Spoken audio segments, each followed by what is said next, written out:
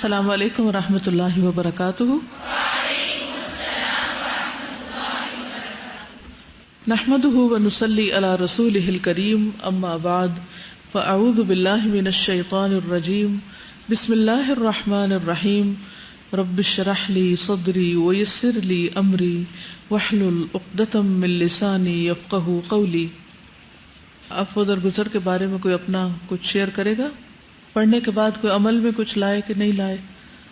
جی، کہ جس کے دل میں کینہ ہوتا ہے اس کی توبہ قبول نہیں ہوتی، اور تو اس پہ پھر میں نے ماما سے جا کے حدیث ڈسکس کی، اور پھر ہم نے یہی ڈیسائیڈ کیا کہ اگر ہم کبھی غلطی سے کرنے بھی لگیں گے کسی کی غیبت یا کسی کے بارے میں بری بات، تو ہم ایک دوسرے کو منع کریں گے اور انشاءاللہ نہیں کریں گے۔ بالکل۔ اور کنٹرول بہت زیادہ ہے، مطلب پہلے میں فوراً ریاکٹ کر دیتی تھی، لیکن اب جب عفو درگزر جب سے آیا تو فوراً ریاکشن نہیں کرتی، اپنے اوپر کنٹرول آ گیا، اور یہ مجھے لگتا ہے نفس کی بہت اچھی ٹریننگ ہوتی ہے کہ آپ جب آپ کے اندر سیلف کنٹرول آ جاتا ہے۔ ٹھیک ہے جی۔ کل میں نے جا کے تزکیہ کیا اور میں نے نوٹ ڈاؤن کیا کہ کون کون سی ایسی باتیں ہیں، محاسبہ کیا، یعنی اپنا جی محاسبہ کیا۔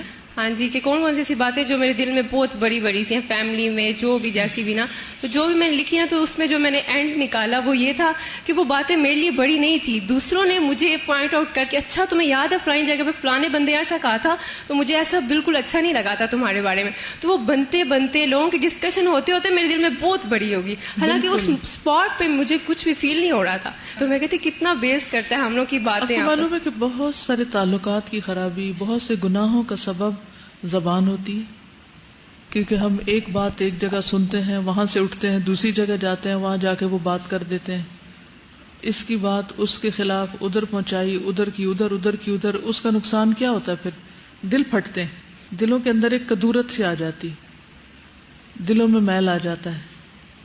ایک چیز جسے ہم محسوس ہی نہ کریں، جب کوئی ہمیں پوائنٹ آؤٹ کرتا ہے تو ہم محسوس کرنے لگتے ہیں، ہاں بھائی واقعی میں نے تو سوچا ہی نہیں تھا۔ تو اس میں ہمیں جہاں خود دوسروں کو معاف کرنا ہے، وہاں دوسروں کے خلاف لوگوں کو بھڑکانا نہیں ہے، ٹھیک ہے نا؟ کیونکہ اگر ہم دوسروں کے بارے میں کسی کو بھڑکائیں گے تو کیا ہوگا؟ ہمارے بارے میں کوئی کسی اور کو بھڑکا دے گا، تو اس طرح کبھی بھی امن چین نہیں ہوتا۔ اللہ سبحانہ تعالیٰ کی ایک صفت العفو بھی ہے، ان اللہ لعفو غفور۔ ایک اور جگہ آتا ہے فإن اللہ کان عفوا قدیرا، یعنی اللہ تعالیٰ قدرت رکھنے کے باوجود معاف کرنے والا ہے۔ اللہم انک عفو تحب العفو فاعف عنی۔ اور یہ دعا کب کے لیے سکھائی گئی؟ اس بڑی رات کے لیے، لیلۃ القدر کے لیے۔ تو قرآن مجید میں کئی بار اللہ سبحانہ تعالیٰ کی یہ صفت بیان ہوئی ہے کہ اللہ تعالیٰ عفو غفور ہیں، عفو قدیر ہیں، عفو حلیم ہیں، تاکہ ہم بھی اپنے اندر جھانک کر دیکھ سکیں کہ جس رب کی عفو و کرم کے ہم محتاج ہیں، کیا ہمارے اندر بھی کوئی رتی ہے اس میں سے ایسی کسی صفت کی یا ایسی کسی خوبی کی کہ ہم بھی دوسروں کو معاف کرنے والے ہوں؟ ٹھیک۔ اب چونکہ آپ لوگ بہت مصروف ہوتے ہیں، ورنہ میں آپ کو یہ کام دیتی کہ آپ قرآن مجید میں سے ان آیات کو نکال لائیں جن میں اللہ تعالیٰ کی یہ صفت بیان ہوئی ہے، کیونکہ اللہ تعالیٰ کے ناموں پر غور و فکر کرنے کا طریقہ یہی ہے۔ ٹھیک، چلیے آگے چلیں۔ یہ کسی نے لکھا ہے معاف کرنے کے فوائد، لکھتے ہیں کہ زندگی میں خوش رہنے اور کامیاب ہونے کا راز دوسروں کو معاف کرنے میں ہے۔ معاف کرنا مضبوط لوگوں کا شیوا ہے۔ معاف کرنا رحمان کے محسنین اور مقربین بندوں کی صفت ہے اور ہمارے رسول صلی اللہ علیہ وسلم کی پیاری سنت ہے۔ معاف کرنے سے رب کی رضا اور خوشنودی حاصل ہوتی، معاف کرنے سے دلوں میں محبت بڑھتی، معاف کرنے سے دل سے بغض، کینہ، حسد وغیرہ ختم ہو جاتا ہے۔ معاف کرنے والوں کو اللہ تعالیٰ پسند کرتا ہے اور ان کے گناہوں کو معاف کر دیتا ہے۔ معاف کرنے والوں کو جنت جیسی نعمت کی بشارت دی گئی۔ دراصل معافی بہترین انتقام ہے، یعنی انتقام لینا ہی ہے تو معاف کر کے لے لیں۔ جیسے یہ دعا بھی ہے نا، اللہم متعنی بسمعی وبصری واجعلہم الوارث منی وانصرنی علی من یظلمنی وخذ منہ بثأری۔ اللہم، اے اللہ، متعنی بسمعی، مجھے فائدہ پہنچا میری سماعت کے ساتھ، یعنی میں اپنے کانوں سے فائدہ اٹھا سکوں۔ تو کیا لوگوں کی غیبت چغلی سن کے آپ اپنے کانوں کو فائدہ پہنچا رہے ہیں، یا یہ کان آپ کو فائدہ پہنچا رہے ہیں؟ وبصری، اور میری نگاہ کے ذریعے بھی مجھے فائدہ پہنچا۔ اور یہ فائدہ کب ہوگا؟ نگاہوں کا فائدہ کب ہوتا ہے؟ جب آپ ایسی چیزیں دیکھتے ہیں جو آپ کے علم میں، اخلاق میں، اور آپ کے کردار میں بہتری لاتی ہیں۔ وَجَعَلْهُمَ الْوَارِثَ مِنِّي، اور ان دونوں کو میرا وارث بنا دے، یعنی صدقہ جاریہ بنا دے۔ وَانصُرْنِي عَلَىٰ مَن يَظْلِمُنِي، اور جو مجھ پر ظلم کرے اس کے خلاف تو میری مدد فرما۔ وَخُذْ مِنْهُ بِثَأْرِي، اور میرا بدلہ تو خود لے لے اس سے۔ ٹھیک ہے، تو اللہ سبحانہ تعالیٰ بس اتنا ہی بدلہ لے گا جتنا وہ بندہ مستحق ہوگا۔ اگر ہم خود لیتے ہیں تو بعض اوقات ظلم کر جاتے ہیں۔ چلیے اگلی حدیث پڑھتے ہیں، حدیث نمبر 116۔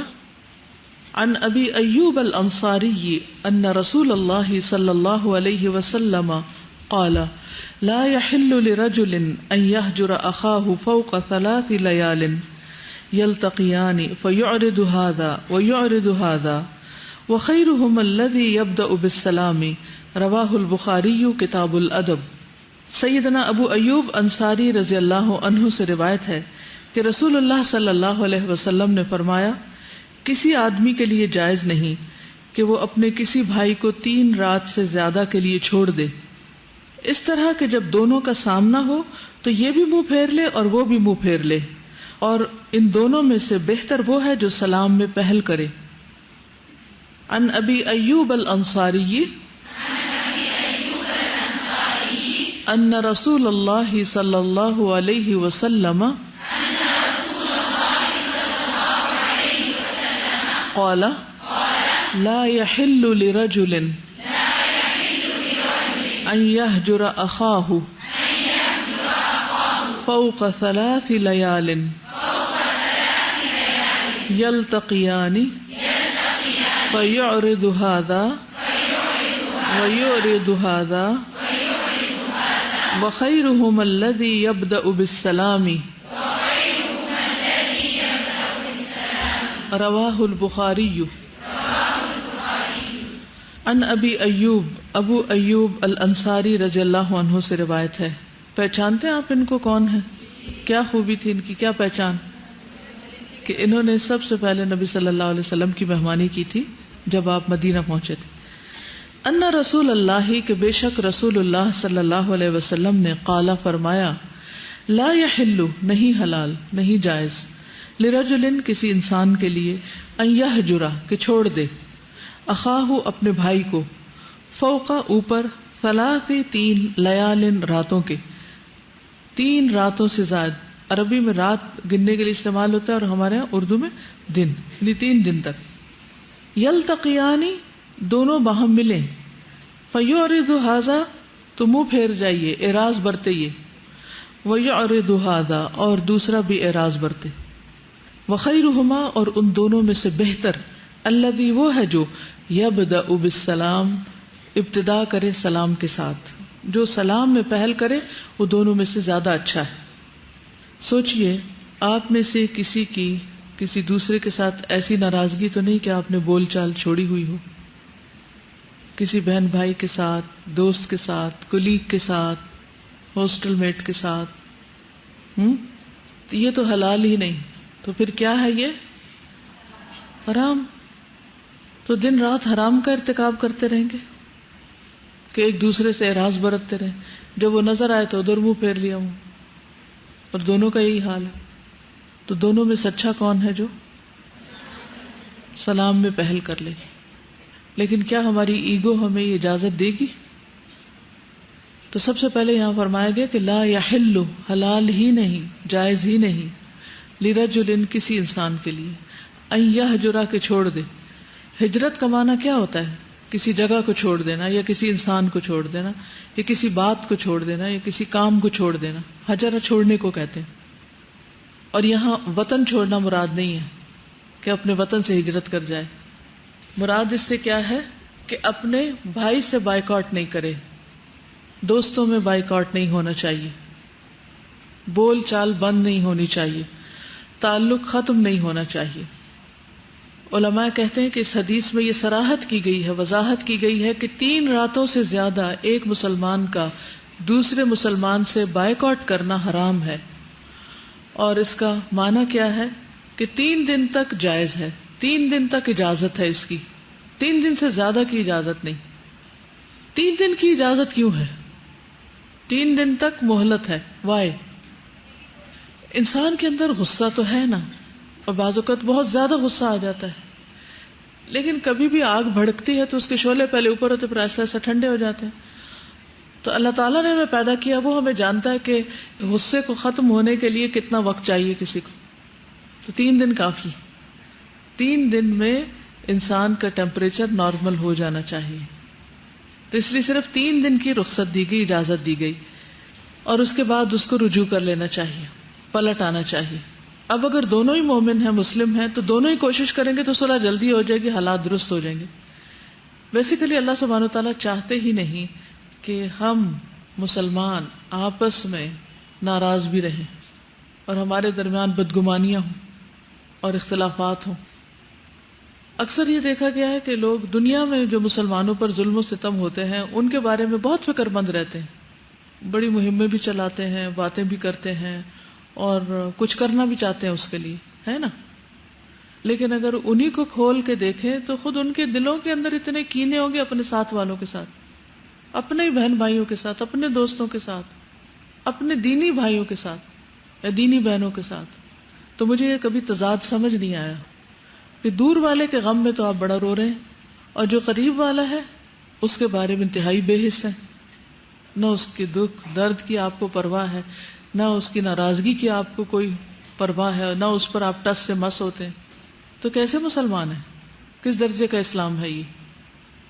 اور یہ ہماری پرسنالٹیز کے اندر کانفلکٹ یا تضاد کیوں ہے؟ تو بات یہ ہے کہ 3 دن انسان کو مہلت دی گئی ہے کہ وہ اپنے آپ کو درست کر لے، یا 3 راتیں، یعنی جب شروع کیا مثلا صبح لڑائی ہوئی تو 3 دن کے بعد اسی وقت پر 3 دن کی مہلت ختم ہو جائے گی، یعنی وہ عدت ختم ہو جائے گی یا وہ مدت پوری ہو جائے گی اور اس کے بعد رجوع کرنا ہوگا. ٹھیک ہے، ورنہ اللہ سبحانہ وتعالیٰ کی ناراضگی اس شخص پر آئے گی. رسول اللہ صلی اللہ علیہ وسلم نے یہ بھی فرمایا کہ کسی مسلمان کے لیے حلال نہیں کہ اپنے بھائی کو 3 دن سے زیادہ چھوڑے رکھے. جس نے 3 دن سے زائد چھوڑ دیا اور اسی حالت میں مر گیا تو وہ آگ میں جائے گا. یہ سنن نبی داؤد کی روایت ہے 4916. کیونکہ صلح کرنے سے کیا چیز روکتی ہے انسان کو؟ تکبر روکتا ہے نا، کہ میں کیوں آگے بڑھوں. تو جو شخص تکبر میں مبتلا ہو جاتا ہے پھر اس کے لیے تو جنت نہیں ہے نا. جس کے دل میں رائی کے دانے برابر بھی تکبر ہوگا وہ جنت میں نہیں جا سکے. اور یقین کیجئے کہ اگر تکبر ختم ہو جائے تو مسئلے ختم ہو جائیں. بہت سی خرابیاں تکبر کی وجہ سے ہوتی. کچھ لوگ اس لیے بھی صلح نہیں کرتے کہ ان سے صلح کر لی تو پھر یہ تنگ کریں گے. دیکھیے یہ کوئی سلوشن ہے؟ ناراض رہنا سلوشن ہے تنگی سے بچنے کے لیے؟ نہیں، سلوشن نہیں. جو آپ کو تنگ کرتا ہے آپ اس کو لے کے بیٹھ جائیں ذرا اور اسے پوچھیں تم مجھے کیوں تنگ کرتے ہو.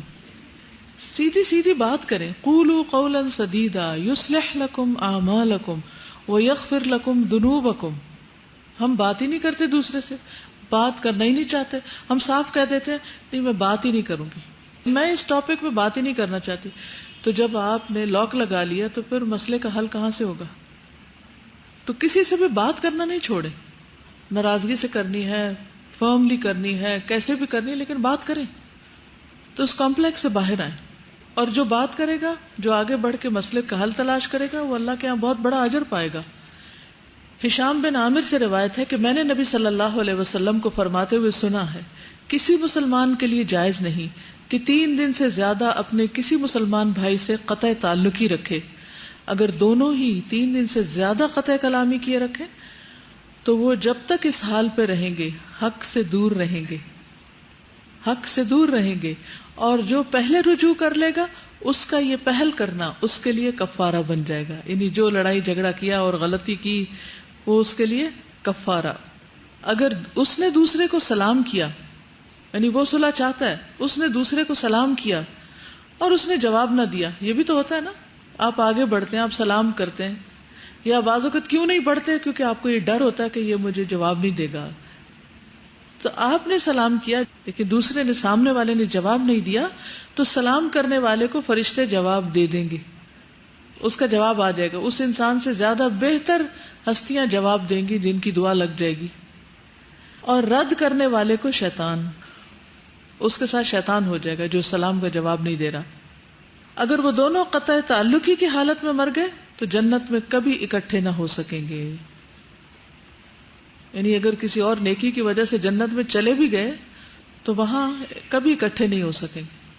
تو آپ دیکھیے بعض اوقات خون کے رشتے ہوتے ہیں, بعض اوقات بہت پیار کے رشتے ہوتے ہیں, اور عموماً ناراضگیاں ہوتی بھی وہی ہیں جہاں قریبی تعلقات ہوتے ہیں, محبت کے رشتے ہوتے ہیں. اور کئی بار آپ نے دیکھا ہوگا کہ جن لوگوں سے آپ کی بہت لڑائی تھی پھر ان سے بہت اچھی دوستی بھی ہو گئی, کیونکہ دل تو الٹ پلٹ ہوتے ہی رہتے ہیں. بعض مائیں اپنے بچوں سے ناراض ہو جاتی ہیں, بعض بچے آپس میں ناراض ہو جاتے ہیں, تو پھر یہ قیامت کے دن بہت بڑی پکڑ اور ایک طرح سے تکلیف کا سبب ہوگا. اس پر آپ میں سے کوئی کچھ کہنا چاہے؟ جی ہاں, آپ یہ دعا کر سکتے ہیں کہ اللہ تعالیٰ اس کا دل میری طرف سے صاف کر دے اور ہمارا معاملہ درست کر دے. دیکھیے جہاں تک بدگمانی کا تعلق ہے تو آپ کو پتہ ہے کہ بدگمانی کو کیا کہا گیا ہے؟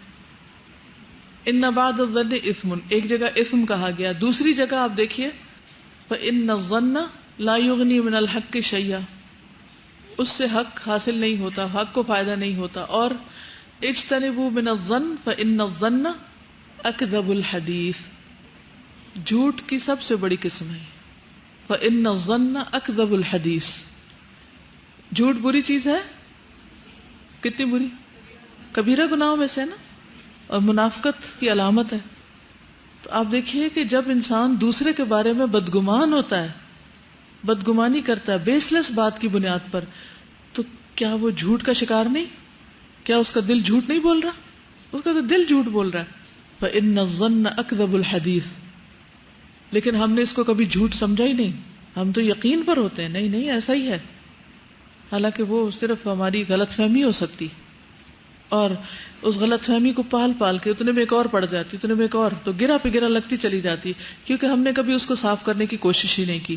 صاف کرنے کی کوششوں میں سب سے بہترین طریقہ ہے براہ راست بات کر لیں, ڈائریکٹ پوچھ لیں جا کے, ادھر ادھر بات کرنے کی بجائے جس سے متعلق معاملہ ہے اس سے آپ بات کر لیں کہ اس معاملے کی حقیقت کیا ہے. لیکن کتنے لوگ ہیں جو یہ طریقہ اختیار کرتے ہیں؟ نہیں کرتے نا. جو غصہ آئے گا, غم آئے گا, کبھی اس سے بات کریں گے, کبھی اس سے غیر متعلقہ لوگوں کو پریشان کریں گے, لیکن جس سے متعلق بات ہوگی اس سے بات نہیں کریں گے. تو غلط فہمیاں کبھی دور ہوتی ہی نہیں. اس کے برعکس دوسرے کو معاف کر دینا, دل سے بدگمانی نکال دینا. یعنی اگر آپ کو کسی کے بارے میں کوئی بدگمانی ہوئی تو بہتر ہے کہ آپ اس کو پوچھ لیں اس کی حقیقت, یا پھر اگر آپ کے اندر گٹس نہیں ہے پوچھنے کے تو کیا کریں, اس کو اپنی ذہن سے نکال دیں, کہیں کہ اس کا اور اس کے رب کا معاملہ ہے, مجھے اس میں نہیں پڑنا. لیکن اس بنا پہ تجسس نہیں, غیبت نہیں, تہمت نہیں, کچھ بھی نہیں. اگلی حدیث ہے 117, عن ابی ہریرہ عن رسول اللہ صلی اللہ علیہ وسلم قال ما نقصت صدقۃ من مال وما زاد اللہ عبدا بعفو الا عزا وما تواضع احد للہ الا رفعہ اللہ, رواہ مسلم. سیدنا ابو ہریرہ رضی اللہ عنہ سے روایت ہے کہ رسول اللہ صلی اللہ علیہ وسلم نے فرمایا صدقہ دینے سے مال کم نہیں ہوتا, صدقہ دینے سے مال کم نہیں ہوتا, اور جو بندہ معاف کر دیتا ہے اللہ اس کی عزت بڑھاتا ہے, اور جو بندہ اللہ تعالیٰ کے لیے عاجزی اختیار کرتا ہے اللہ تعالیٰ اس کا درجہ بلند کرتا ہے. یہ جو آپ نے معاف کرنے کے فائدے لکھے اس میں یہ بھی ڈال لیجیے. عن ابی ہریرہ عن رسول اللہ صلی اللہ علیہ وسلم قال ما نقصت صدقۃ من مال وما زاد اللہ عبدا بعفو الا عزا وما تواضع احد للہ الا رفعہ اللہ, رواہ مسلم. عن ابی ہریرہ, ابو ہریرہ رضی اللہ عنہ سے روایت ہے, عن رسول اللہ صلی اللہ علیہ وسلم, وہ رسول اللہ صلی اللہ علیہ وسلم سے روایت کرتے ہیں, قال آپ نے فرمایا ما نقصت نہیں کم کرتا صدقۃ صدقہ من مال مال میں سے, صدقہ مال میں سے کچھ کم نہیں کرتا, صدقہ دینے سے مال کم نہیں ہوتا, وما زاد اللہ، اور نہیں بڑھاتا اللہ عبدن کسی بندے کو بعفو، عفو کی وجہ سے، معاف کرنے کی وجہ سے، الا مگر عزن عزت ہی میں، یعنی نہیں زیادہ کرتا اللہ کسی بندے کی عفو کے ذریعے مگر عزت. وما تواضع، اور نہیں تواضع کرتا احد کوئی ایک للہ اللہ کے لیے، الا مگر رفعہ اللہ، بلندی عطا کرتا ہے اس کو اللہ، اونچا کر دیتا ہے اس کو اللہ. کتنی خوبصورت حدیث ہے کہ جو تم سوچتے ہو چیزیں اس کے اپوزٹ ہوتی. ہمارا گمان کیا ہوتا ہے کہ کسی کو کچھ دیں گے تو کیا ہو جائے گا، ہماری چیز کم ہو جائے گی، لیکن وہ کم نہیں ہوتی. دینے کے بعد جو بچتی ہے وہ بڑی ہی بابرکت ہوتی، اور پھر کچھ دیر نہیں لگتی کہ اللہ تعالیٰ کسی نہ کسی ذریعے سے اس کو واپس بھی لوٹا دیتے ہیں، اور بہت دفعہ اس سے اچھی ملتی، کیونکہ اللہ تعالیٰ 10 گنا زیادہ دیتے ہیں. اور اسی طرح معاف کرنے سے عزت کم نہیں ہوتی. بہت سے لوگوں کا یہ جھوٹا گمان ہے کہ معاف کرنے سے پھر دوسرا میرے سر چڑھ جائے گا، میں نے معاف نہیں کرنا اس لیے. لیکن یہاں پر کیا فرمایا کہ جو معاف کرے گا اللہ تعالیٰ اس کی عزت میں اضافہ ہی کرے گا. یعنی جو جوابی کاروائی نہیں کرے گا، العفو کا معنی کیا ہوتا ہے؟ الترک، چھوڑ دینا، اپنا حق چھوڑ دے گا، اللہ تعالیٰ اس کی عزت بڑھا دیں گے. وما تواضع احد للہ، اور نہیں تواضع کرتا کوئی شخص اللہ کے لیے، یعنی جھکتا اللہ کی خاطر کوئی نہیں جھکتا، الا مگر رفعہ اللہ، اللہ اس کو بلندی عطا کر دیتا ہے. یعنی جب کوئی شخص اپنے آپ کو نیچے کر لیتا ہے، ہار مان جاتا ہے، تواضع اختیار کرتا ہے، اپنا حق دے دیتا ہے، اللہ سبحانہ و تعالیٰ اس کے ساتھ کیا معاملہ کرتے ہیں؟ اس کو بلندی عطا کرتے، اس کے درجات بلند کر دیتے ہیں. تو یہ بھی ہمارے گمان کی تردید کر دی گئی. تو اس میں خاص طور پر عفو کی بات ہے کہ جو شخص کسی کو معاف کرتا ہے اللہ سبحانہ و تعالیٰ اس کی عزت بڑھا دیتا ہے. یہ 2 طرح سے ہوتی ہے. نمبر 1، دنیا میں عزت بڑھ جاتی. جو شخص درگزر کرنے میں مشہور ہو جائے کہ فلاں بہت معاف کرنے والا ہے، درگزر کرنے والا ہے، وہ بات کا بتنگڑ نہیں بناتا، وہ دل میں نہیں رکھتا، تو اس کے بارے میں دلوں میں لوگوں کا کیا خیال ہوتا ہے؟ دل کیا گواہی دیتے ہیں کہ بہت اچھا انسان ہے. میں نے تو اتنی بڑی غلطی کی، مجھے لگ رہا تھا کہ اب تو پتہ نہیں کیا شامت آئے گی، لیکن اس نے مجھے معاف کر دیا. وہ خود بھی خوش ہوتا ہے اور وہ اس کا تذکرہ آگے ضرور کرتا ہے. جو چیز دلوں کو ٹچ کرتی ہے نا، وہ انسان دل میں نہیں رکھتا، پھر وہ دوسرے کو بتانا چاہتا ہے. تو جب وہ دوسرے کو بتاتا ہے تو جس شخص کے متعلق اچھی بات ہوتی ہے وہ اس کی نیک نامی میں اضافے کا سبب ہوتی. اس کے برعکس اگر کوئی شخص کسی سے معافی مانگتا اور وہ اس کو معاف نہیں کرتا تو وہ جا کے پھر اس کے بارے میں کیا رائے دیتا ہے؟ دوسروں کے سامنے کیا دیتا ہے؟ فلاں بڑا مغرور ہے، اچھی رائے نہیں دیتا، وہ بہت تھوڑ دلا ہے، بہت سٹنجی ہے، اس نے ایسا نہیں کیا، ایسا کیا. تو اب دونوں میں سے عزت کس کی بنی؟ جس نے معاف کیا. اور معاف کرنا مشکل کام تھا، لیکن اللہ سبحانہ و تعالیٰ نے اس کو بہترین اجر دیا. دوسرا یہ کہ اس کا اجر آخرت میں ہوگا اور وہاں اس کی بہت عزت ہوگی، اللہ تعالیٰ اس کا اکرام کریں گے، اللہ تعالیٰ کے فرشتے اس کو عزت دیں گے، اور وہ معززین، مقربین، مکرمین میں شامل ہوگا. تو گویا اللہ سبحانہ و تعالیٰ عاجزی کا بدلہ کس طرح دیتے ہیں؟ دنیا میں مقام دے کر. اسی لیے حدیث کے آخری حصے میں کیا ہے کہ جو تواضع اختیار کرتا ہے، معاف کر دیتا ہے دوسرے کو، تو پھر اللہ تعالیٰ اس کے درجے، اس کی ناموری، اس کی عزت بڑھا دیتے ہیں. اس کی انکساری لوگوں کے دلوں میں گھر کر جاتی، محبت بنا دیتی، اور اس سے اس کا مرتبہ بڑھنے لگتا ہے. اور دوسرا یہ ہے کہ جب وہ معاف کرتا ہے تو اس کا نام اعمال جو ہے وہ بھی وزنی ہوتا ہے، اس کے درجات بڑھنے لگتے ہیں. تو جتنی بڑی کوئی کسی کی غلطی معاف کر دیتا ہے اس کا درجہ اتنا ہی بڑھ جاتا ہے، اتنی ہی اس کو آخرت میں عزت ملے گی، اتنا ہی اس کے درجات بلند ہوں گے. ہم کہتے ہیں یا اللہ تو ہمارے درجات بلند کر دے. دعا مانگتے ہیں کبھی، یا اپنے لیے، دوسروں کے لیے. ورفع درجتہ فی المہدیین، مردے کو جو دعائیں دی جاتی ہیں اس میں سے بھی ایک دعا ہے کہ ہدایت یافتہ لوگوں میں اس کے درجات کو بڑھا دے. تو یہ درجات کس کے بڑھتے ہیں؟ جن کے اندر کیا صفت ہوتی، کیا خوبی ہوتی؟ عاجزی ہوتی ہے، جو معاف کرنا جانتے ہیں. جیسے واقع عفق میں بھی دیکھتے ہیں نا کہ بعد میں بھی ان لوگوں کا جب تذکرہ ہوا حضرت عائشہ رضی اللہ عنہا کے سامنے بھی، تو آپ نے ان کی تعریف ہی کی یا اس طرح کی کوئی بات نہیں کی کہ جس سے احساس ہوتا ہے کہ اچھا وہ غلط بات جو تھی، لیکن ان کے جو اچھے اعمال تھے، جیسے مسلمان بھی کچھ شامل ہو گئے تھے تو ان کے بارے میں بھی لوگوں کی اچھی رائے برقرار رہی۔ پھر دوسرا یہ کہ جیسے ایک ہے کسی کے جاننے والوں میں ڈیتھ ہوئی تو ان کا ایکسیڈنٹ ہو گیا روڈ کراس کرتے ہوئے، تو بعد میں جیسے ہو جاتا ہے کہ اچھا اس کا کیا کریں کہ یہ مرڈر ہو گیا یا اس طرح، تو انہوں نے کہا کہ کھڑے کھڑے ان کے بچوں نے معاف کر دیا رکشہ والے کو، اور صرف یہ کہہ کے معاف کر دیا کہ ابو کی عادت تھی کہ وہ معاف کیا کرتے تھے، اگر وہ ہوتے تو معاف کر دیتے۔ یعنی یہ فیصلہ کھڑے کھڑے ہو گیا، یعنی گواہی کیسے۔ اور جس تک یہ خبر پہنچی اور آج ہم تک پہنچی تو وہ ان کے درجات کی بلندی کا ذریعہ بنی نا، ان کے ثواب میں اضافے کا ذریعہ بنی۔ تو اصل میں معاف کرنا کیا ہے؟ جوابی کارروائی نہ کرنا۔ یس بالکل، دین پڑھنے والوں سے تو لوگ واقعی ایکسپیکٹ کرتے، اگر کوئی نہ کرے تو کہتے اچھا قرآن پڑھ کے بھی اس کا دل نرم نہیں ہوا کہ ایک شخص معافی مانگ رہا ہے اور دوسرا معافی نہیں کر رہا۔ میں یہ سوچ رہی ہوں کہ ہم لوگ عزت ڈھونڈنے کے لیے معاف نہیں کرتے، ہم عزت اپنی چاہتے ہیں کہ ہماری ہر طرح سے عزت ہو، تو عزت کے لیے معاف ہم نہیں کرتے۔ تکبر کر کے عزت ہاں چاہتے جی، ہیں۔ حالانکہ اللہ تعالیٰ نے اور نبی صلی اللہ علیہ وسلم نے ایک اور طریقہ بتایا جو اس کے برعکس ہے، اور ہم نے اس کو بالکل الٹ اختیار کیا ہوا ہے۔ بالکل، ہم لوگوں نے اپنے دل کو اتنا سخت کر لیا کہ ہمیں پتہ نہیں چلتا، برائی کرتے ہوئے، اور پھر بھی ہم اللہ سے امید رکھتے ہیں کہ وہ ہمارے دل کو نرم کرے گا اور ہمیں ہدایت ملے گی، حالانکہ ہدایت کے لیے پہلے ہمارے دل کو اس کا طلبگار ہونا چاہیے۔ یہاں سے اسلام آباد سے لاہور جاتے ہوئے میں ماؤنٹینس کو دیکھ رہی تھی، کچھ ایسے تھے جو بالکل سٹونز تھے نا، ماؤنٹین بہت سخت سے اور پتھر بالکل، لیکن ان کے اندر بھی پودے اگے ہوئے تھے، اور میں نے ذرا غور کیا تو مجھے پتہ چلا ان کے اندر ایک کٹ سا ہے، ایک لائن ہے جس کے اندر سے پودا نکلا ہوا ہے۔ تو میں نے سوچا کہ جب ہم اپنے دل کو بہت سخت کر لیتے ہیں تو اس میں سے کبھی بھی کوئی پلانٹ گرو نہیں کر سکتا۔ دوسرے لفظوں میں خیر نہیں پھوٹ سکتا۔ جی، قرآن مجید میں پہلے پارے میں بتا دیا گیا نا کہ او اشد قسوہ وان من الحجارۃ لما يتفجر ويخرج منه الماء۔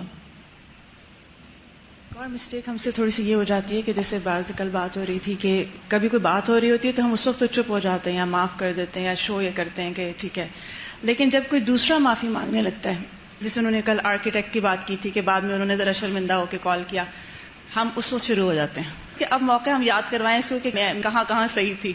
بالکل، کیا اپنے آپ کو صحیح ثابت کرنا ہی دنیا کا سب سے بڑا اچھا کام ہے؟ ہاں؟ یا کوئی بھی جو جھگڑا ہوتا ہے یا معاملہ ہوتا ہے، یا ہم صحیح ہوتے ہیں یا غلط ہوتے ہیں۔ اگر ہم غلط ہیں اور صحیح ثابت کر رہے ہیں تو بہت ہی بڑا بلنڈر کر رہے ہیں، بہت بڑا جھوٹ بول رہے ہیں اور بہت ظلم کر رہے ہیں، اور اگر ہم صحیح ہیں تو ہمیں صحیح ثابت کرنے کی خود کو ضرورت نہیں ہے، ہم صحیح ہیں، اور وہ اگر صحیح ہے تو آپ کی سچائی کسی نہ کسی کو کھل جائے گی، سب کے سامنے آ جائے گی۔ کوشچن ذہن میں آ رہا ہے کہ اگر آپ نے ایک دفعہ کسی سے معافی مانگی ہے اور وہ معاف کرنے پہ تیار نہیں ہے تو کیا بار بار مانگنی چاہیے یا درس انف؟ ہاں، جب موقع ہو مانگ لینی چاہیے، بار بار ریپیٹ کریں اس چیز کو؟ نہیں، ایک ہی دن میں کئی بار نہیں، تھوڑا وقت دے کے پھر اور تھوڑا وقت دے کے۔ وہ اس طرح ایک چھوٹا سا انسیڈنٹ ایکچولی فیملی میں اس طرح ہوا تھا کہ بچوں کی شادیوں کی وجہ سے نا امی کا اپنی بہن اور بھائی کے ساتھ نا وہ بول چال بند تھی کپل آف ایئرس۔ تو میں نے جب آپ کے لیکچر سننے شروع کیا تو کافی میرا مائنڈ میں نا اس طرح کی چیزیں آئی، تو میں نے انہیں فورس کیا کہ آپ ان کو خود بلائیں جا کے نا۔ تو پہلے وہ بھائی کے پاس گئیں، مطلب دیٹ واز اندر سٹی، تو بھائی نے معاف کر دیا، صلح ہو گئی آپس میں، لیکن جب بہن کے پاس گئیں بہن نے معاف کرنے سے انکار کر دیا، and like when she came back she was just crying. تو کیا کریں، اب دوبارہ جائیں؟ مطلب اس طرح کی سچویشن میں اب ان کو نہیں جانا چاہیے، اب کسی اور کو، بہن کو سب جانا چاہیے، ٹھیک ہے، کیونکہ صلح کرانا جو ہے وہ بذات خود ایک بہت بڑی نیکی ہے، یعنی بعضوں کا دو لوگ نہیں ریزالو کر پا رہے آپس میں تو کسی تیسرے کو بیچ میں پڑھنا چاہیے۔ حدیث نمبر 118 عن ابی عبداللہ الجدلی یقول سألت عائشة عن خلق رسول اللہ صلی اللہ علیہ وسلم فقالت لم يكن فاحشا ولا متفحشا ولا سخابا في الأسواق ولا يجزئ بالسيئة السيئة ولكن يعفو ويصفح رواہ الترمذی۔ ابو عبداللہ جدلی سے روایت ہے کہ میں نے سیدہ عائشہ رضی اللہ عنہا سے رسول اللہ صلی اللہ علیہ وسلم کے اخلاق کے بارے میں پوچھا تو انہوں نے فرمایا آپ تان و تشنیع کرنے والے، فحش کام کرنے والے، بازاروں میں چیخنے والے اور برائی کا بدلہ برائی سے دینے والے نہ تھے، بلکہ معاف کرتے اور درگزر فرماتے۔ ان ابی عبداللہ الجدلی یقول سألت عائشة عن خلق رسول اللہ صلی اللہ علیہ وسلم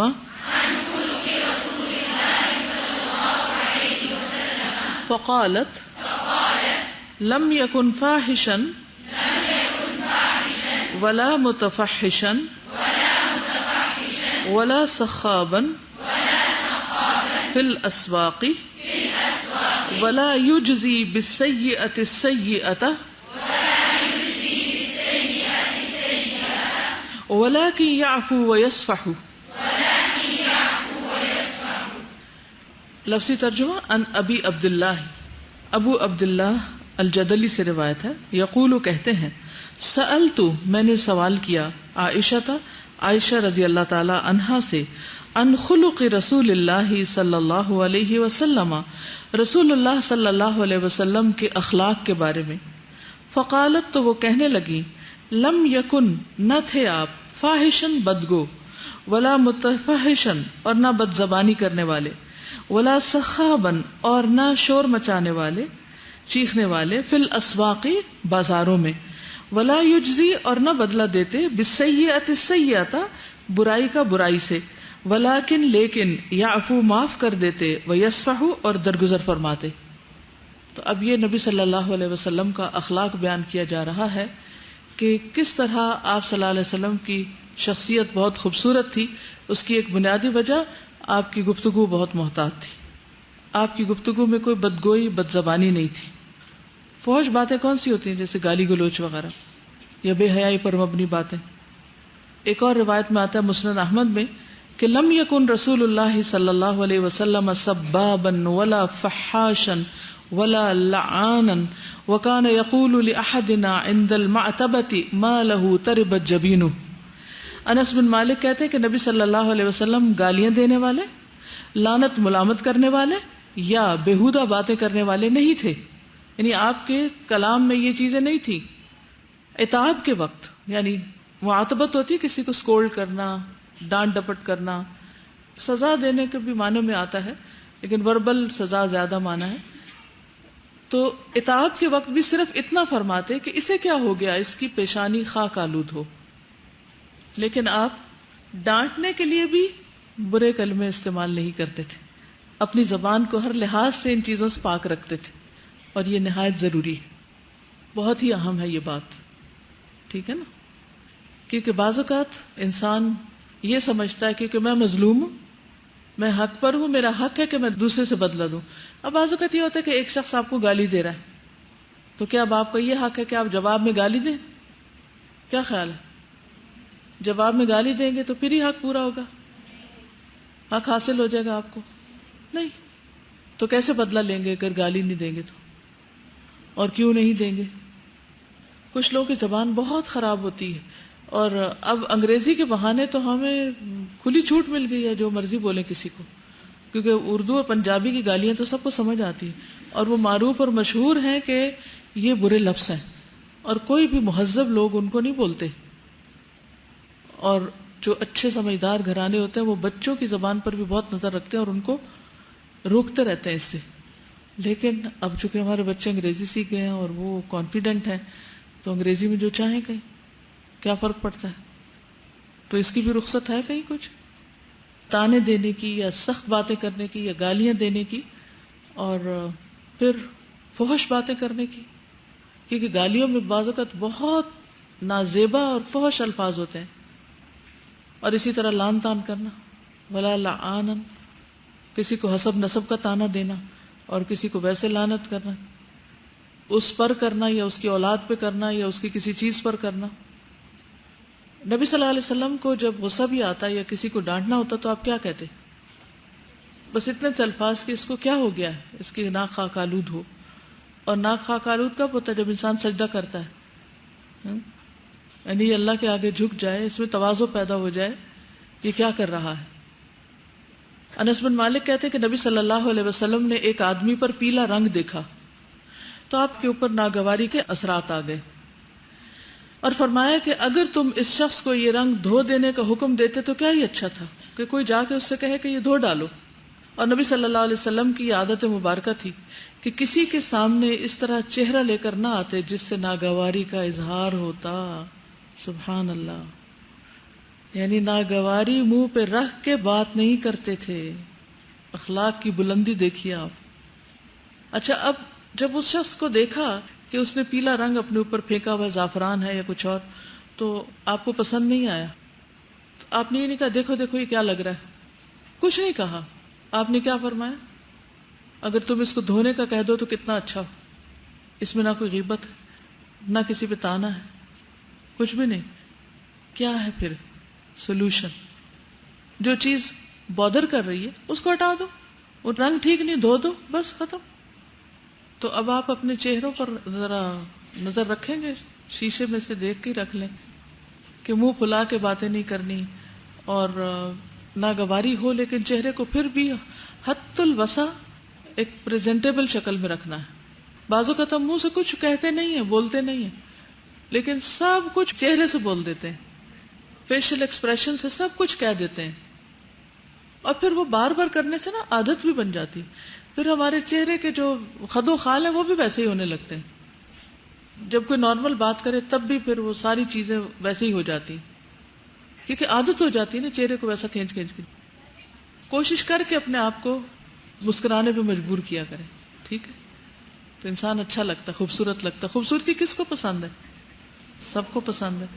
تو پھر ہم سمجھتے صرف میک اپ کر کے خوبصورت ہوں گے، جبکہ ایک اسمائل آپ کو میک اپ سے زیادہ خوبصورت بنا دیتی ہے. حضرت عائشہ کہتی ہے کہ نبی صلی اللہ علیہ وسلم کو جب کسی کے متعلق کوئی نامناسب خبر ملتی تو یوں نہ کہتے کہ فلاں کو کیا ہوا ہے، کہ یوں کہتا ہے یا کرتا ہے، یعنی تبصرہ نہیں کرتے تھے اس پر، بلکہ یوں فرماتے لوگوں کو کیا ہوا ہے کہ وہ ایسے اور ایسے کہتے ہیں. یعنی ایک کو پن پوائنٹ نہیں کرتے تھے، جنرل بات کرتے تھے. آپ صلی اللہ علیہ وسلم نے فرمایا تم میں سے سب سے بہتر وہ شخص ہے جس کے اخلاق سب سے اچھے ہوں. اچھے اخلاق سے مراد اچھی عادات اختیار کرنا اور گھٹیا کو چھوڑ دینا. ٹھیک ہے؟ ہم عام طور پر صرف آدھی تعریف کرتے ہیں، اس نے اخلاق کیا اچھی عادات اپنانا، لیکن ایک طرف طلب ہے تو ایک طرف ترک بھی ہے، کچھ چیزیں ڈالنا اور کچھ چیزیں نکالنا. آپ میں سے اکثر کو میک اپ کرنے یا کروانے کا اتفاق ہوا ہوگا. تو میک اپ کے آغاز کہاں سے ہوتا ہے؟ فیشل کرتے ہیں. کتنا ٹائم لگتا ہے؟ پھر بھی شکل تو وہی رہتی ہے. اچھا، بہرحال اب آپ دیکھیے کہ یہ کیا ہے، تخلیہ، صفائی ہو رہی ہے نا. چہرے کے اوپر جو داغ دبے ہیں، جو فالتو بال ہیں، جو کوئی ایسے ڈاٹس ہیں، ان سب چیزوں کو ہٹایا جائے، پھر اس کے بعد اوپر سے کچھ لگایا جاتا ہے. تو حسن اخلاق میں بھی، تزکیہ میں بھی یہی عمل ہوتا ہے، تخلیہ اور تحلیہ. تخلیہ ہوتا ہے پہلے ناپسندیدہ ناگوار چیزوں کو ہٹا دینا. جیسے عام طور پہ آپ دیکھو کہ اگر جیسے پینٹ کرنا ہو تو پہلے کیا کیا جاتا ہے، دیواروں کو کھرچا جاتا ہے اور پھر اس کے اوپر نیا رنگ لگایا جاتا ہے، چاہے وہی کلر کرنا ہو، پھر بھی صحیح کلر وہی ہوتا ہے جو کھرچنے کے بعد لگایا جائے. اور رسول اللہ صلی اللہ علیہ وسلم نے فرمایا یقیناً مجھے اچھے اخلاق کی تکمیل کے لیے بھیجا گیا ہے. تو آپ تو آئے اسی لیے تھے، تو پھر ہمیں کیا کرنا چاہیے کہ جو آپ کا اخلاق تھا وہی اختیار کرنے کی کوشش کرنی چاہیے، تبھی ہم آپ کا اتباع کر سکتے ہیں. قل ان کنتم تحبون اللہ فاتبعونی یحببکم اللہ. کہہ دیجئے اگر ان کنتم تحبون اللہ، اگر تم اللہ سے محبت کرتے ہو تو کیا کرو؟ میری پیروی کرو. تو یہ پیروی صرف نماز کے سنتیں پوری کرنے میں نہیں، بلکہ عام روزمرہ زندگی میں جو اخلاق ہے اس کو بھی اپنانے میں ہے. تو آپ کے اخلاق میں کیا نہیں تھا؟ تان و تشنیع نہیں تھی، تانے نہیں دیتے تھے، فحش باتیں نہیں کرتے تھے، بازاروں میں چیختے نہیں تھے، اور برائی کا بدلہ برائی سے نہیں دیتے بلکہ معاف کر دیتے تھے. آخری حدیث ہے 119. عن معاذ بن رفاعة اخبر عن ابيه قال قام ابو بكر الصديق على المنبر ثم بكى فقال قام رسول الله صلى الله عليه وسلم عام الاول على المنبر ثم بكى فقال سلوا الله العفو والعافية فإن أحدا لم يعط بعد اليقين خيرا من العافية. رواہ الترمذی. معاذ بن رفاعہ اپنے والد سے روایت کرتے ہیں کہ حضرت ابو بکر صدیق ممبر پر کھڑے ہوئے، پھر روئے اور فرمایا رسول اللہ صلی اللہ علیہ وسلم ہجرت کے پہلے سال ممبر پر کھڑے ہوئے، پھر روئے اور ارشاد فرمایا اللہ سے معافی اور عافیت مانگو، بے شک کسی ایک کو بھی یقین کے بعد عافیت سے بہتر چیز نہیں ملی. عن معاذ بن رفاعہ، رفاعہ اخبر عن ابیہ قال قام ابو بکر الصدیق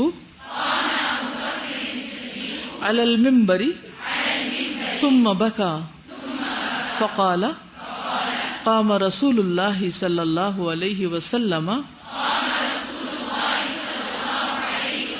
عام الاول علی المنبر ثم بكى فقال سلوا الله العفو والعافية فإن أحدا لم يعط بعد اليقين خيرا من العافية.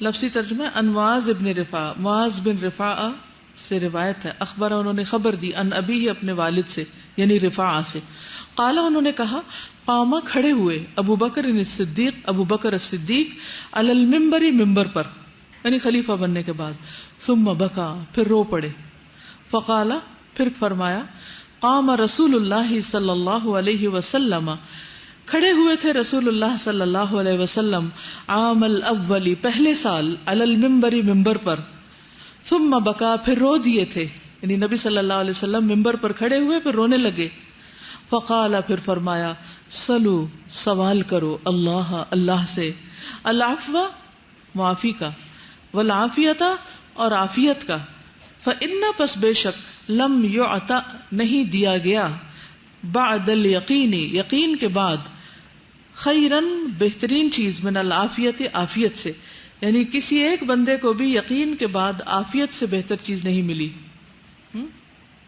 تو سب سے پہلی بات تو یہ ہے کہ حضرت ابو بکر صدیق کن کن چیزوں میں اتباع کرتے ہیں رسول اللہ صلی اللہ علیہ وسلم کا، ہر معاملے میں، حتیٰ کہ تعلیم دینے کے معاملے میں۔ یہ حدیث جب بیان کرتے ہیں تو اسی انداز میں کرتے ہیں جس میں نبی صلی اللہ علیہ وسلم نے بیان کی تھی، کہ ممبر پہ کھڑے ہوئے اور رو دیے، اور فرمایا حضور صلی اللہ علیہ وسلم بھی یہاں پر کھڑے ہوئے تھے، تشریف فرما ہوئے تھے، اور پھر رو دیے تھے، اور روتے ہوئے فرمایا تھا کہ یہ دعا مانگو۔ عام طور پہ رونے کو مردوں کی کمزوری سمجھا جاتا ہے، لیکن رونا کسی کے لیے بھی اللہ کی رحمت ہے کہ اس کا دل نرم ہے، سنگ دل کو رونا نہیں آتا نا۔ تو یہاں پر اللہ سے مانگنے کی بات کی گئی، صلی اللہ، اللہ سے سوال کرو، مانگا کرو، کیا؟ العفو، درگزر۔ کیا مطلب؟ کہ اللہ تعالیٰ ہمارے گناہوں کو معاف فرما دے، یا پھر ہمیں معاف کرنے کی توفیق دے دے، اللہ ہمیں عفو کی صلاحیت دے دے تاکہ ہم اوروں کو معاف کریں۔ اور عافیہ کا کیا معنی ہوتا ہے؟ سلامتی، جسم میں، بدن میں، دین میں، ایمان میں، ہر طرح کی سلامتی، کہ اللہ تعالیٰ ہمیں بیماریوں میں بھی اور دیگر سخت آزمائشوں سے محفوظ رکھنا، ہمیں اپنی پناہ میں رکھنا، اپنی حفاظت میں رکھنا۔ اور یہاں پر یہ جو کہا گیا نا کہ یقین کے بعد مراد ہے ایمان کے بعد، ایمان لانے کے بعد اگر کسی کو بہت بڑی نعمت کوئی ملی ہے تو عافیت کی، کہ اس کی زندگی میں کوئی پرابلمز نہیں ہیں، پریشانیاں نہیں ہیں، ہر طرح کی مصیبت سے وہ پاک ہے۔ اور یہ اللہ سبحانہ تعالیٰ سے مانگنے کی ضرورت ہے، اسی لیے آپ کو جو عفو سے ریلیٹڈ دعائیں ہیں وہ سکھائی گئی ہیں تاکہ آپ اللہ تعالیٰ سے مانگیں۔ ہم جتنا بھی علم حاصل کر لیں، جب تک اللہ کی مدد شامل حال نہ ہو تو اس پر عمل کرنا مشکل ہوتا ہے۔ تو اللہ تعالیٰ ہمیں عمل کی توفیق عطا فرمائے اور ہمیں واقعی عفو عطا کرے۔ اور یہ جو عافیت ہے، اگر اللہ تعالیٰ انسان کے لیے لکھ دے تو ہر طرح کے شر، فتنے، فساد، بیماریوں اور مختلف مصیبتوں سے انسان محفوظ رہتا ہے۔ جب انسان کے اندر امن ہوتا ہے، باہر امن ہوتا ہے، تو بہت سے اچھے کام کر سکتا ہے، ورنہ انسان صرف ان جھگڑوں میں پڑ کر اپنا وقت ضائع کر دیتا ہے۔ لیکن جب کسی بھی گھر میں لوگ ایک دوسرے کو معاف نہ کریں تو وہاں پر کوئی امن چین ہو سکتا ہے؟ قطعاً نہیں ہو سکتا۔ وہاں کوئی خیر کا، بھلائی کا، ترقی کا کام ہو سکتا ہے؟ نہیں ہو سکتا، پھر زوال ہی زوال ہوتا ہے۔ تو اس لیے اللہ تعالیٰ سے عفو اور عافیت مانگنی چاہیے۔ سب سے درخواست ہے کہ پلیز اپنے لیے بھی اور دوسروں کے لیے بھی یہ دعا ضرور کریں کہ وہ معاف کرنے والے ہو جائیں، کیونکہ ہاسپٹلز، اسکولز، آفیسز، دفتر، کل ایک دفتر میں جانے کا اتفاق ہوا، ہسپتال میں جانے کا، اتنا تناؤ، اتنا غصہ، ہاسپٹل میں تو لگ رہا ہوتا ہے ہر ایک شاید ہمیں ہی چبا جائے گا، کھا جائے گا، اتنا سخت غصہ ہر ایک کو چڑھا، مطلب غلطی کی نہیں ہوتی اور وہ ناراض ہوتے ہیں پہلے سے ہی ہم سے کہ یہ آ کیوں گئے ہمارے پاس نا۔ مطلب اتنی سخت ناراضگی پوری قوم کے اندر، یہ ایک جو ہے نا یہ انتقامی جذبات ہر وقت اندر ابلتے رہتے ہیں. ہماری قوم میں ہے یہ چیز. مطلب مجھے لگ رہا تھا کہ سوشل لیول پر جو ہے یہ تناؤ ہے آپس کے اندر. کینسر جیسا مرض بن چکا ہے. جی السلام علیکم. یہ رسول اللہ صلی اللہ علیہ وسلم کی جو یہ بات کہ ناک خواہ کالود ہو، اس سے مجھے بات یاد آ گئی اپنی امی کی کہ وہ کبھی بھی کتنا بھی کوئی ان کو تنگ کر لے، غصہ کرے، تو وہ ہمیشہ کہتی تھی اللہ تمہارا بھلا کرے. اور اگر کبھی ہم کہہ دیں نا کہ بیڑا غرق ایسی باتوں میں، تو کہتی تھی بیڑا غرق نہ کہو اللہ کرے تمہارا بیڑا ترے. تو وہ شروع سے ہی انہوں نے کہا کہ نہیں، زبان سے کبھی ایسی بات نہ نکالی جائے جو کہ غلط ہو، کیونکہ کوئی پتہ نہیں ہوتا کس وقت وہ قبول ہو جائے. السلام علیکم. استاذہ میں تو یہ سوچ رہی ہوں کہ جو سارا کچھ ہم پڑھ رہے ہیں 2 دن سے، اور اس میں جتنا زیادہ تفصیل سے معاف کرنے پہ زور دیا جا رہا ہے کہ شاید سب سے زیادہ یہ ہمارے انٹرسٹ میں ہے، کیونکہ سب سے زیادہ ہم خود سفر کرتے ہیں جب ہم کسی کو معاف نہیں کرتے. وہ جو دل پہ ایک بوجھ ہوتا ہے نا، اور وہ جو غصہ اور جواب دینا یا انتقامی کارروائی میں جو سارا یعنی اپنے آپ پہ زیادہ اپنی جان پہ عذاب ہوتا ہے. تو اللہ تعالیٰ کی بہت ہم پہ رحمت ہے شاید، جب ہمیں بار بار یہ کہہ رہا ہے کہ یہ سیکھ لو تاکہ تم ہلکے ہو جاؤ اور تمہارے لیے آسان ہو جائے زندگی. بالکل. دیکھیے غلطی کرنے پر یا تو اصلاح کر دینی چاہیے یا پھر یہ کہ معاف کر دینا چاہیے، لیکن اس کو پالنا جو ہے یہ اپنے آپ پر ظلم کرنا ہے. معاف نہ کرنے میں جو سب سے زیادہ نقصان ہوتا ہے وہ عبادات میں ہوتا ہے. آپ کی نمازوں میں بالکل بھی خشوع نہیں ہوتا، اور خاص طور پہ وہ شیطان کا تو وہ خاص حملہ یا نیکی کے کئی کاموں سے بندہ محروم ہو جاتا ہے، یہ بھی یاد رکھیے. سازا میں سمجھتی ہوں کہ جو میں ہوتی ہے نا، وہ انسان کو جھکنے نہیں دیتی. نہ معاف کر سکتا ہے وہ، اور نہ ہی وہ کسی سے معافی مانگ سکتا ہے. تو میرا خیال ہے کہ اگر انسان اپنے آپ کو پانی کی طرح سمجھ لینا کہ جہاں پہ رکاوٹ آئے راستہ بدل لے، لیکن اس سے ٹکرائے نہ، تو یہ چیز بہت زیادہ فائدہ دیتی ہے. دیکھیے اگر ہم یہ ایکسیپٹ کر لینا کہ فلانے نے غلطی کرنی ہے، اس کے اندر یہ خامیاں ہیں، کمزوریاں ہیں، جیسے ہمارے اندر بھی کچھ ہیں، تو دل ٹھنڈا ہو جائے گا. ایکسیپٹ کر لیں کہ کچھ لوگوں کی کچھ ویکنیسز ہوتی ہیں، وہ ان کے ساتھ ہی ان کو ایکسیپٹ کرنا پڑتا ہے. سبحانک اللہم و بحمدک اشہد ان لا الہ الا انت استغفرک و اتوب الیک.